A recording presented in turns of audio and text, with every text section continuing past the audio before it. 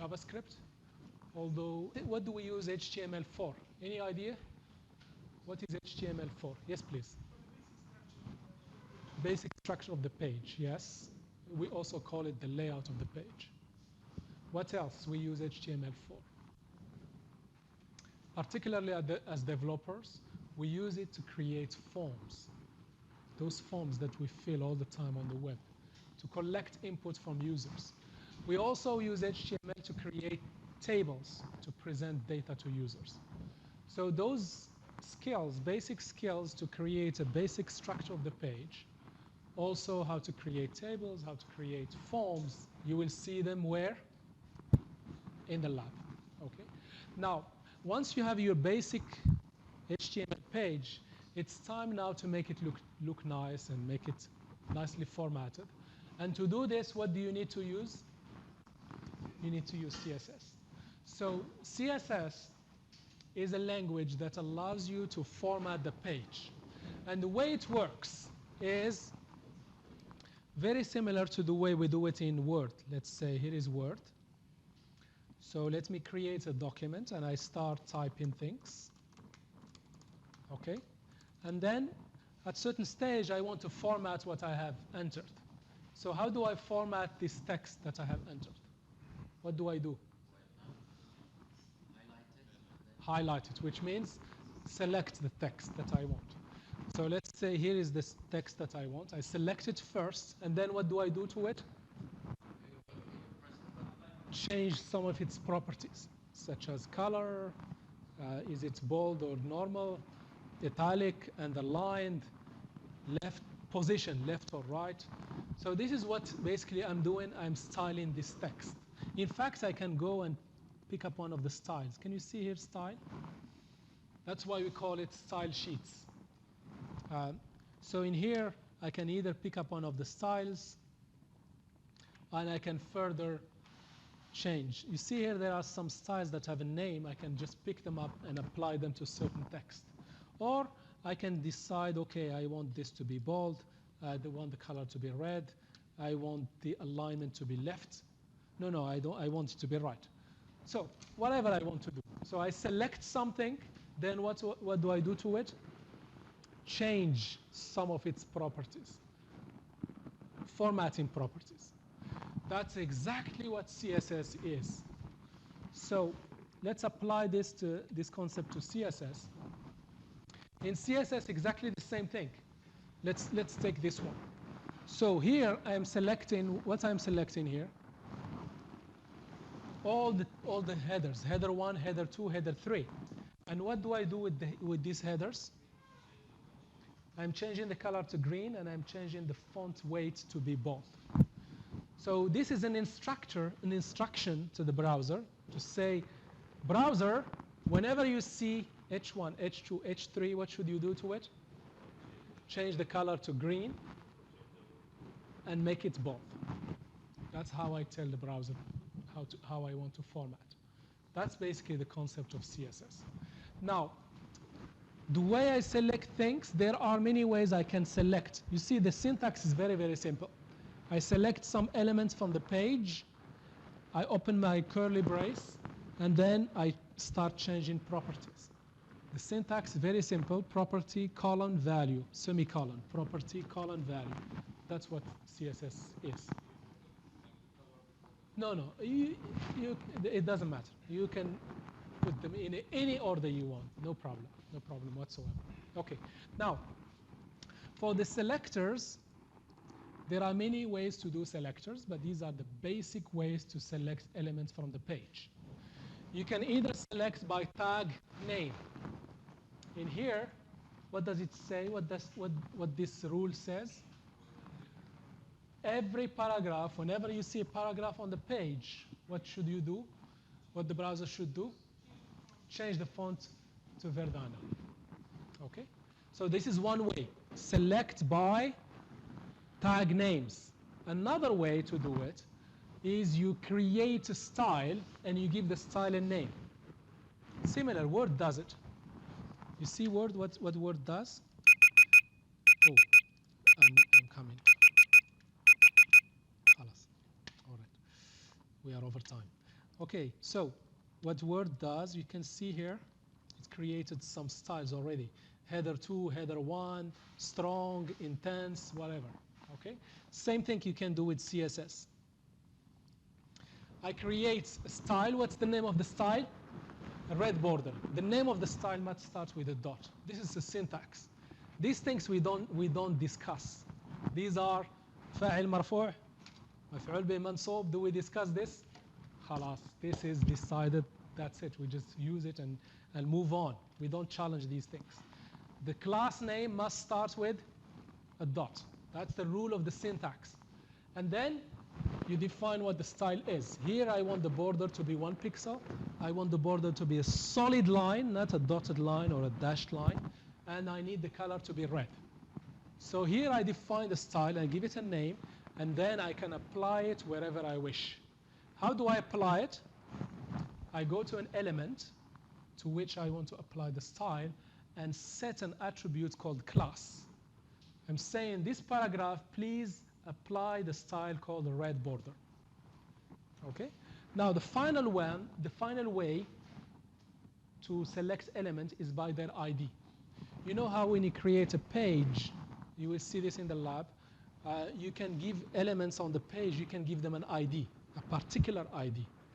In CSS, you can select that element by its ID, and you can change its style. So in here on the page, there is some element, maybe a paragraph or a header. It's called, its ID is error message. So I'm selecting that particular element by its ID and then changing its color to red. That's basically what styling is. We cannot go into further details here. In the lab, you will see more details and you will practice it in the lab. So you are behind because of the break, and Abdullah will have some strategy to bring you up to date. Yes, please. No, I will show you this. I will show this as we move forward. So beside the ID, any other idea? Sorry, any other question? Okay. So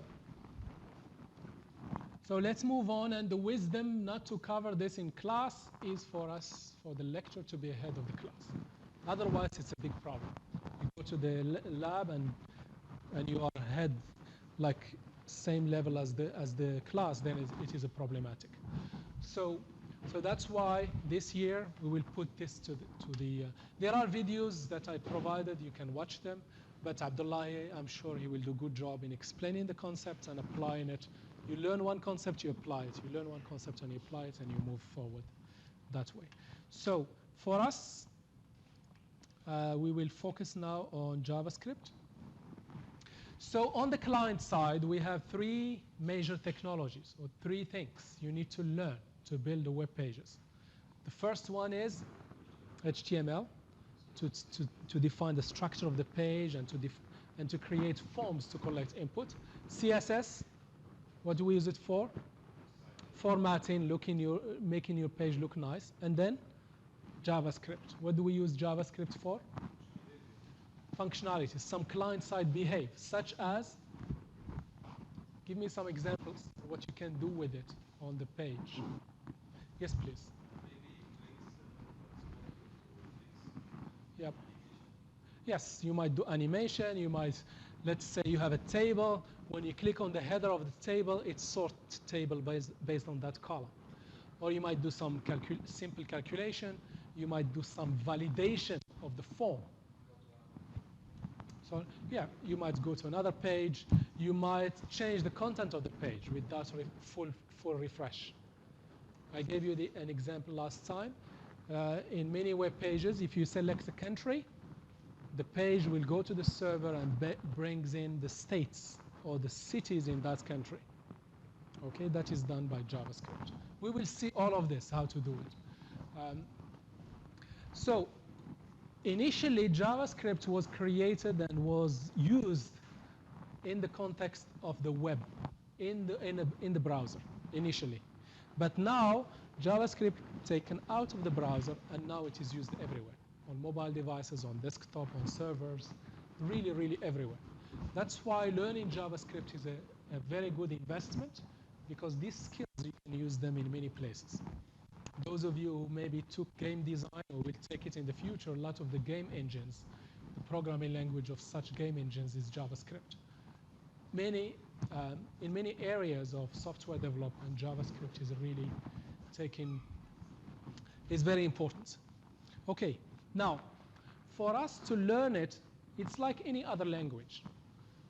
The good news that you already know at least 2 languages, C and Java, and you have used them.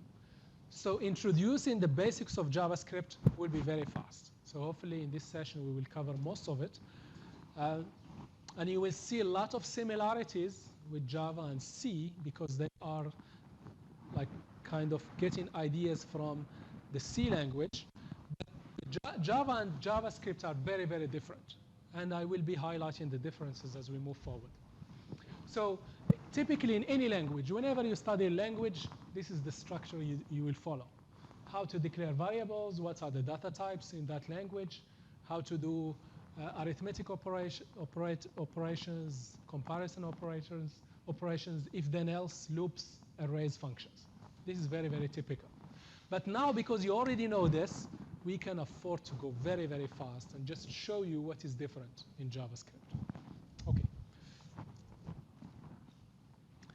So just to highlight, as far as our course is concerned, we will be using JavaScript on the client side to do some computations, some validation, some client-side programming using JavaScript. Also, we will be using it on the server side using Node.js. So Node.js is a very, very famous framework that you can basically download and install. You will need to do so very soon. And it allows you to run JavaScript on the desktop. And it's very interesting. And we will use it to build the server side of our web applications. Now, a bit of history. JavaScript was created by Netscape maybe kind of 20 years ago. And it is an interpreted language. So it's not like Java or C, you have to compile then run. You take your script that you wrote, and then you basically bring it to the browser or put it in Node.js and you run it. There is no compiling step. It gets interpreted one line at a time and then executed. You can either use Java to do functional programming, which means you break your program into functions, or object-oriented programming. We will see both, and we will use both in this course. And as I said, it is supported in many places, and the latest version is ES 2016. So every year, because of its popularity and importance, every year there is a new version. Each version has some new features and new capabilities. Sir? Yes? Yeah. The latest. Always, we don't cover history in this course, always the latest. Even if there is a new version during the course, we will use the new version. Everything is the latest. Whenever you find something, go for the latest. Okay? Is this because there's stable versions? And no need for stable version. No need. We are not production company here. We just learn it. So no need for the stable version. We go for the latest version. Because by the time you will use this in a real life, that non-stable will already be stable. Not stable doesn't mean people are not using it. Many people are using it. This is if you are using it in Q&B or something very critical, of course, you don't go for non-stable. Okay. But for normal applications, it is fine. All right. So this is how we will use JavaScript in our course, on the client side, on the server side. And just for your information, those skills, you can use them later on in video game development and in other scenarios. So on the surface, it will look similar to Java, but you will see as we move forward, it's very different than Java in terms of language design, in terms of the way it works, and in terms of some extra capabilities that Java does not have. But for today, it will look a lot like Java. That's it for introduction. I hope you are motivated to learn this very, very interesting language. Let's start by data types. So basically, one way, let me just clear this guy. Okay, let me just refresh this page. Okay, just to show you a very small glimpse what you can do with JavaScript on the browser. So you have this page. You can manipulate this page. You can change things and read from it. You do whatever you want using JavaScript. So for example, if I want to know what is the title of this page, I can do something like, by the way, to get to this window, you can go to any browser like Chrome and you right-click and inspect, and you get to this window. This window gives you a JavaScript runtime. You type, press enter, your JavaScript will be executed immediately. For example, 5 times 3, 15. This is done by JavaScript engine. Now, if I want to know the title of this page, what is the title here? Qatar University. So all I do, I say, I want to go to this current document, dot title. And it says Qatar University. If I'm not happy with it, you want just a shortcut is enough for me, I can change it. You can see here the title has changed to QU. You can do whatever using this. Yes, please. Yes, the current page that I'm seeing here. I can access any element by its ID, for example. So let me show you. So for example, I can say here inspect. So the ITS people who developed this, let me see. So this is okay. Let me just go to this. Okay. Is there any ID? Top area. Okay. This whole top area, if I select it,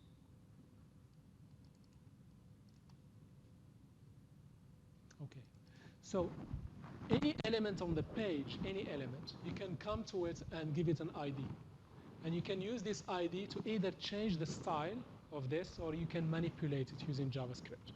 So an element in HTML can have an ID attribute, and I can use this ID to manipulate the page. So let me just make sure I'm selecting the right thing. Sorry.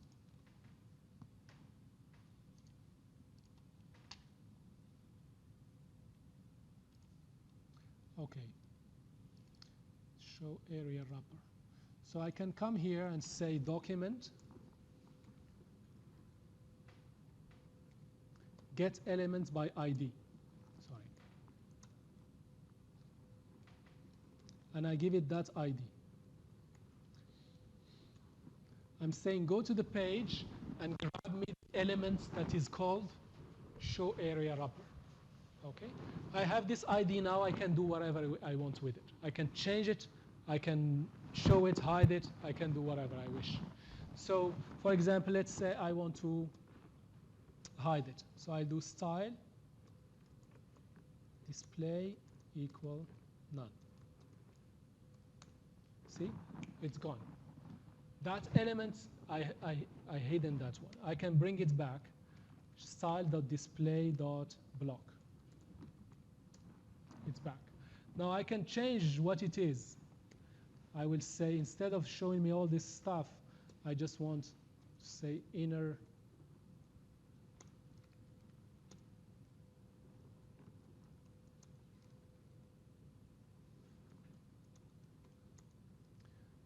it is case sensitive.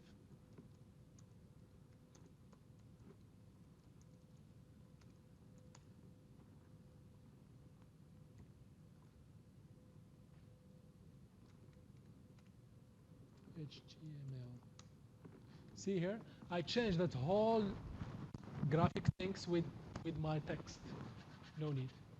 Okay, so this is nonsense what I'm doing. I just want to give you a taste what you can do with JavaScript. You can really manipulate the page, change whatever you wish, and so on. We will see how to use it in more meaningful way. Okay, but before we do that, we have to start from the basics, which is how to declare a variable. Why do we declare variables? To store values, thank you. Either input values or intermediate results or final results. That's why we declare variables.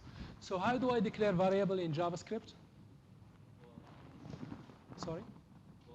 Var equal, the best way is using let. New keyword let x equal 10. Okay, I declare the variable called x, and I assign a value to it called, value to it 10. So if I do x, it gives me 10. So this is how I declare a variable. You can already see a difference with Java. What's the difference? Yes, please. There's no type. So JavaScript is a loosely typed. There is a type, but you as a developer, you don't need to specify it. But there is a type. How does the runtime, JavaScript runtime knows the type? Through the value. Thank you. So if I do here type of x, what do you think? It's a number. Yes. So what are the data types in JavaScript? 6 data types. Number, string, undefined, object. There's no character, just string. No float, number. There's only number. Number, string, undefined, function, object, and Boolean. That's it. 6 data types that I will show you shortly. So the first data type is number. So I'll show you another one.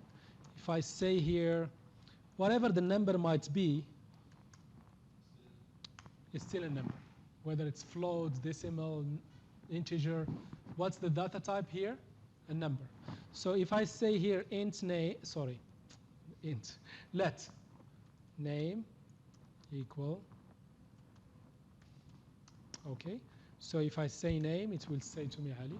And by the way, the JavaScript people, they didn't make up their mind. They give you the choice. You can either use double quote or single quote for string. It's up to you. Both of those are string. So if I say type of name, what will be the type of name? It's a string. Yes, please.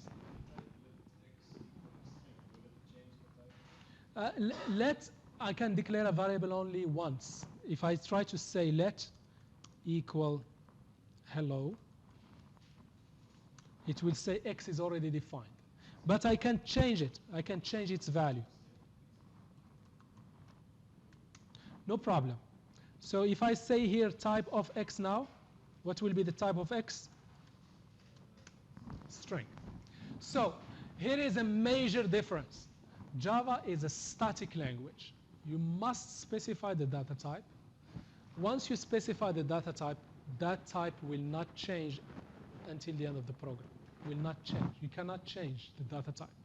In JavaScript, as you saw, the data type can change if you wish. Don't do that, of course. It will be very confusing. Don't change the type unnecessarily. Declare another variable if you want to store a string. But if you change it, it's fine. So in comparison, Java is called a static language, and JavaScript is a dynamic language. Static in the sense you must declare the types, and the types are fixed once you declare a variable. While in JavaScript, you don't declare the type. The type is inferred. The runtime will know the type from the value. And if needed, the data type can change, of a variable can change. Is clear? Okay, I can declare another variable here. Let is equal, and I can say, let's say true. Okay, if I say type of is equal, what is the type of is equal variable? It's a Boolean. Okay, what else is there? Now, okay, let's first take this one. Okay, object, no problem. Okay, very good. Let's start with undefined. Let us take let A. What did we do here? Let A. What did I do? I declared a variable called A. What is the value of this variable? Undefined. What is the data type of this variable? Undefined. So undefined is a value, at the same time it is also a data type. So if I say A, if I ask for A, what should I see? Undefined. If I do type of A, undefined. This undefined is a type, and this undefined is a value. So what is an undefined variable? No, no. Close. Oh, no, close. That's fine. Basically, when you declare a variable and you don't initialize it, what's the value of that variable? Undefined. Undefined. I just did it. Okay, let's declare a variable. Let's say let's B. What is the value of B? Undefined. What is the type of B? Undefined. So don't let this undefined confuse you. It's very simple. If you declare a variable and you don't initialize it, what's the value? Undefined. What is the data type?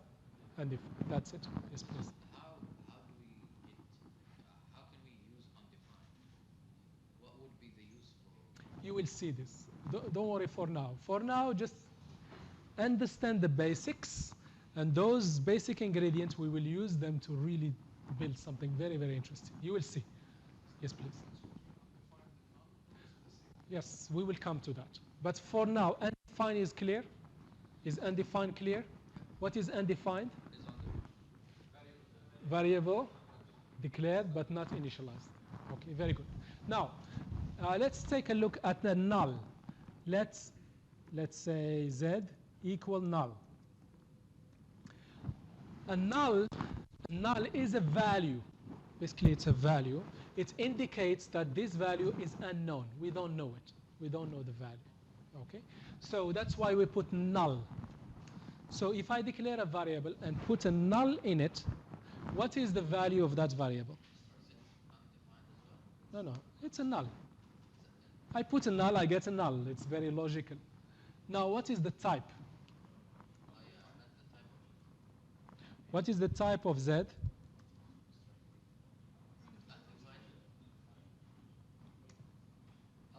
Object.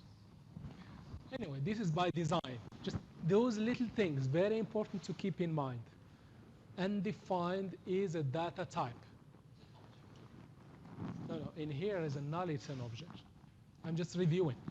What is an undefined variable? Yes, variable declared but not initialized. So what is the value of that variable? Undefined. What is the type of that variable? Undefined. Okay. Now, you declare the variable and you put a null. You initialize it with null. Or you came to a variable and you put a null in that variable. What's the value of that variable? Null. What's the data type of that variable? Object. That's it. This is by design. It's not something you have to think of too much. This is by design. Okay. So far, how many data types we have seen? 4. So we've seen number, string, undefined, boolean, undefined, and object. 5. Okay, one more left, which is a function.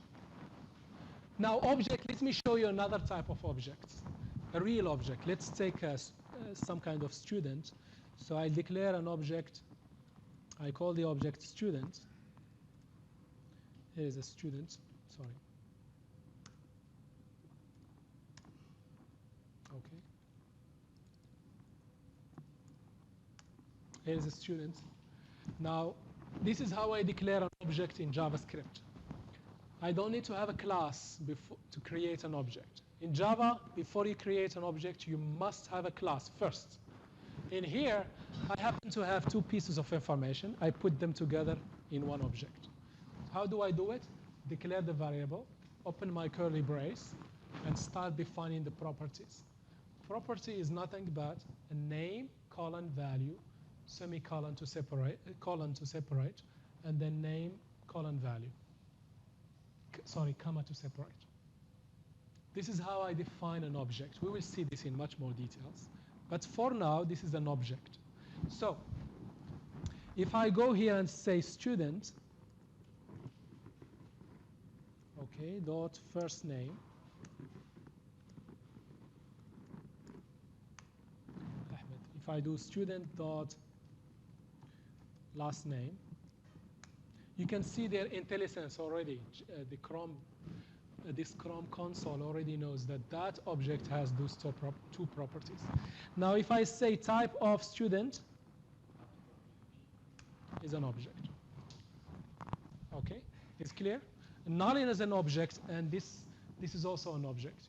I created using this curly braces. Inside, I put my properties. Yes, please. Sorry. You will see the whole object here.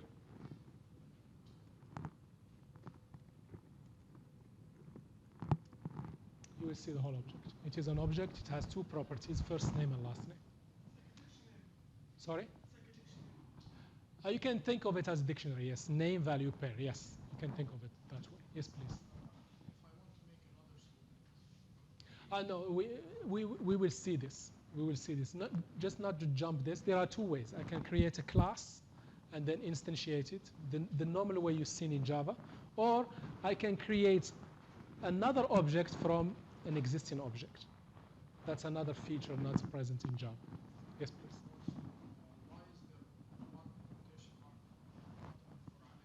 It is just to highlight to you, it is the choice of the developer. When you create a string, it's up to you. You want to use double quote or single quotes, up to you. Just to show you, yes. So in JavaScript, a string is a sequence of characters delimited by double quote or single quote. It's up to you which one you want to use. Yes, please. If you close this page, yes, or refresh it, yes, the variables will be gone. Yes, in this context. Yep. Yes, please.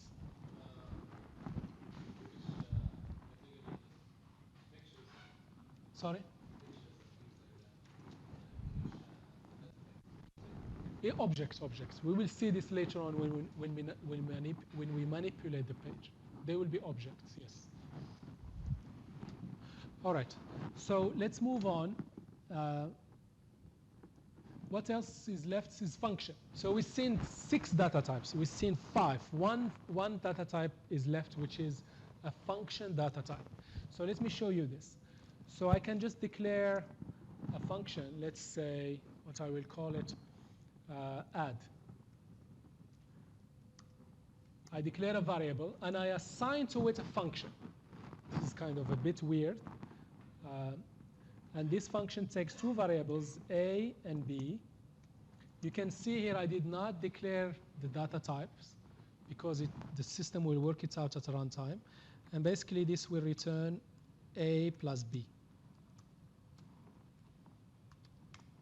What I just declared, I declared a function. Here is a function. You already know this should not be scary. It's a function keyword. It takes 2 parameters and returns the sum. I took this function and assigned it to a variable. Now, what is the, of course I can call that function, add 5, 20, 25. Now if I say type of add will be a function. You get the idea? So how many types we have in JavaScript? 6 types. What are these 6 types quickly? No, there is no script.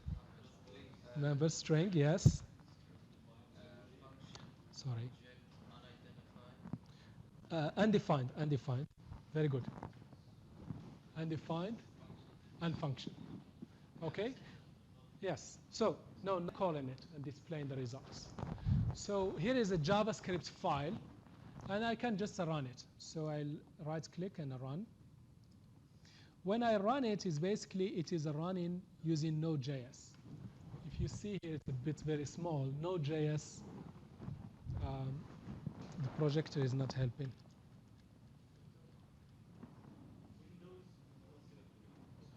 Windows plus.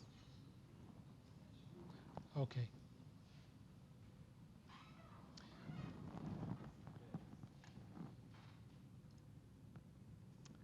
All right. Okay, so That's basically the idea of variables. Any questions so far? Is clear? So here is the summary. These are the primitive types: number, string, boolean, undefined, and function. And everything else is an object. Other than this is an object. Now, string, you can either be double quote or single quote, as we've seen. String, of course, like Java or C++, it has methods such as length. String is also acts like an array. You can access elements by their index. You can also concatenate strings. There are so many other string functions that you can explore here. It's very, very similar to Java functions, Java string functions. Yes, please. Can you define the type without having a value inside? No, if you don't put a value, the type will be undefined. So the only way to, because it's typeless, there is no type. The only way for the runtime to know the type is to assign a value. Yes, that's the only way. So there is no explicit way of declaring the type.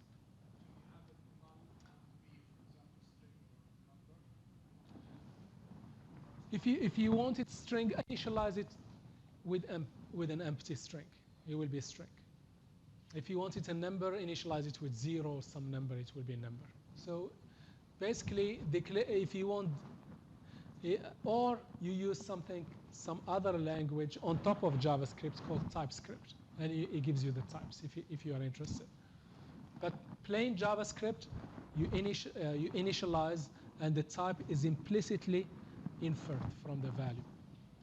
All right, that's it. Now you can convert from one data type to another, like if you have a number, you can convert it to a string using the toString method, or you can use the string function. You give it a number, it converts it to a string. And the other way around. If you use parse int, it converts a string to an integer. So something like very simple here. If I do here x equals, let's say 10. This is a string. If I do type of x, it will be a string. Now, if I want to convert it to a number, all I'll do parse int, give it x. It is really a number. If I do x equal parse x, so x now becomes a number.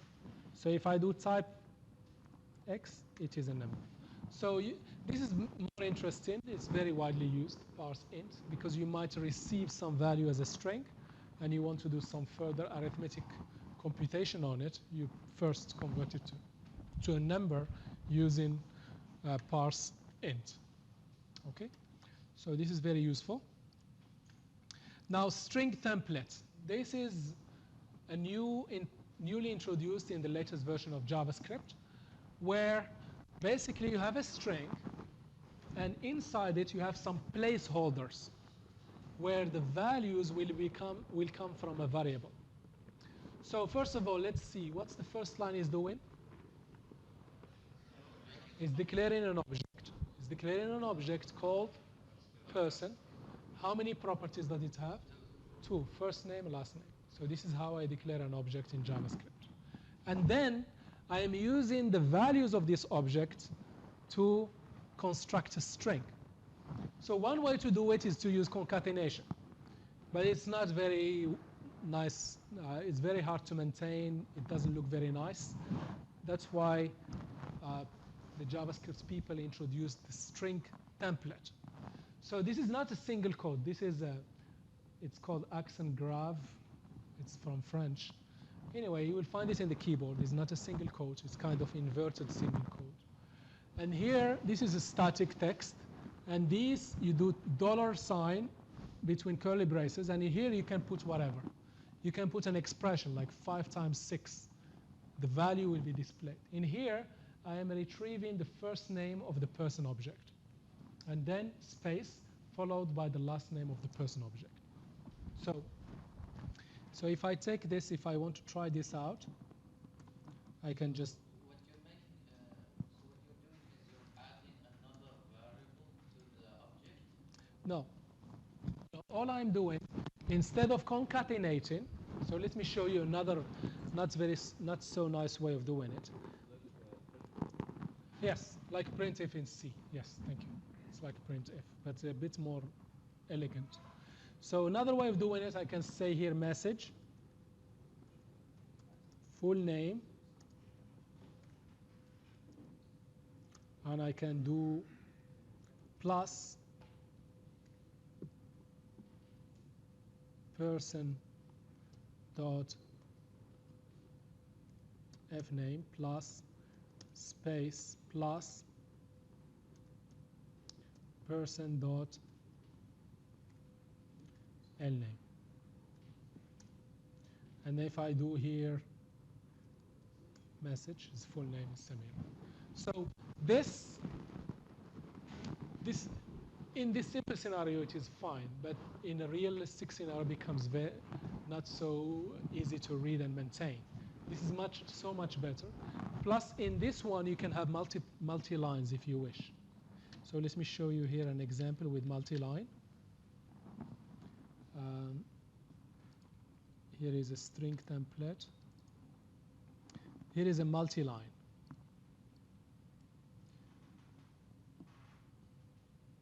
So for example, I'm generating an HTML from an HTML text. So I can open this inverted single quote kind of, and then put my very nicely formatted, not with plus and a lot of pluses and things. With the template, it's very clear what I'm trying to do. I'm constructing a div, within it some header 1 and 2 paragraphs, and then I am reading these values from my contacts object that I have created up there.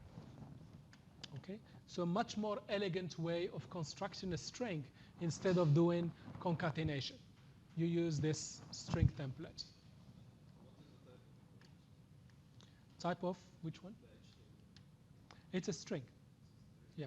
So let me just run this one if you wish. I can show you. So if I want, I can take these. I can take this, take it to the browser, clear this, paste it here. Okay. If I do HTML, it will show me this HTML that has been generated. So you can see here the contact's first name has been replaced with Samir. Last name has been replaced with Saghir. The email has been replaced. If I do type HTML, it's just a string. Type of HTML. HTML is a variable that I declare. It's a string. Now, this is an object, of course. If I do type of contact,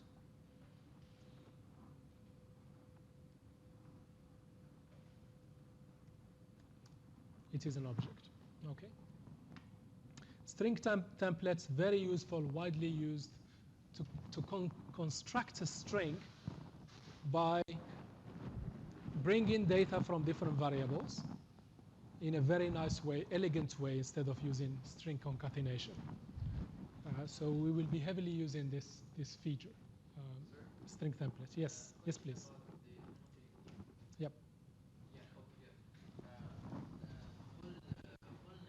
Yep. All the way until we go into the person that first name. Yes. After this, there's a space. Yes.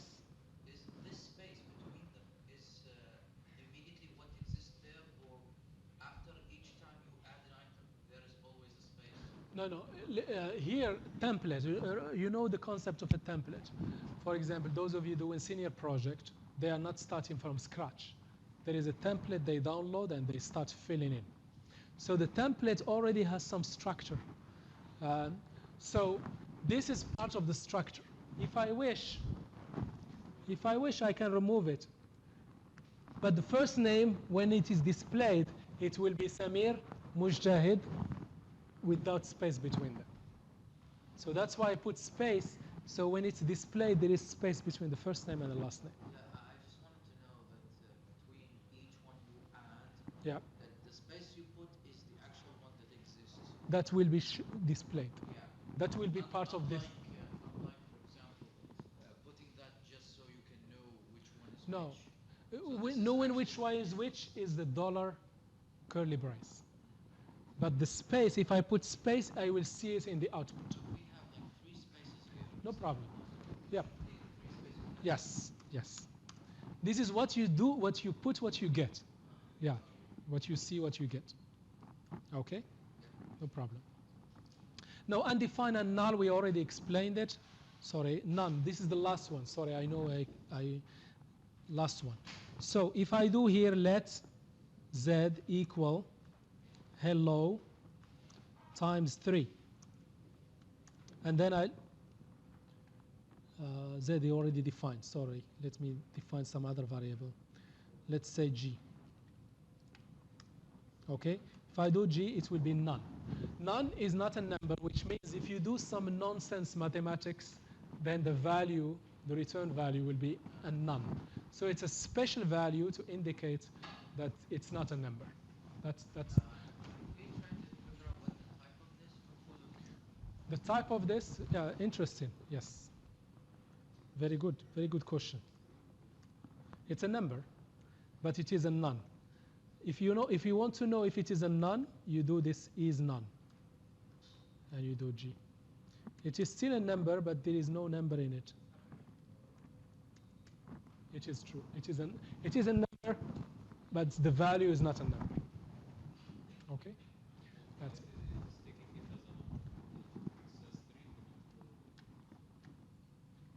Because this is a result of an arithmetic operation. Because the result of arithmetic operation is a number. The result of arithmetic operation is a number, but the value in this scenario is a nonsense value. How does JavaScript say this is a nonsense value? None. That's a special value called none. That's it. If you want to know if a variable is none, you use this function is none. Even if you say a equal none, it will not tell you true. You have to use the function.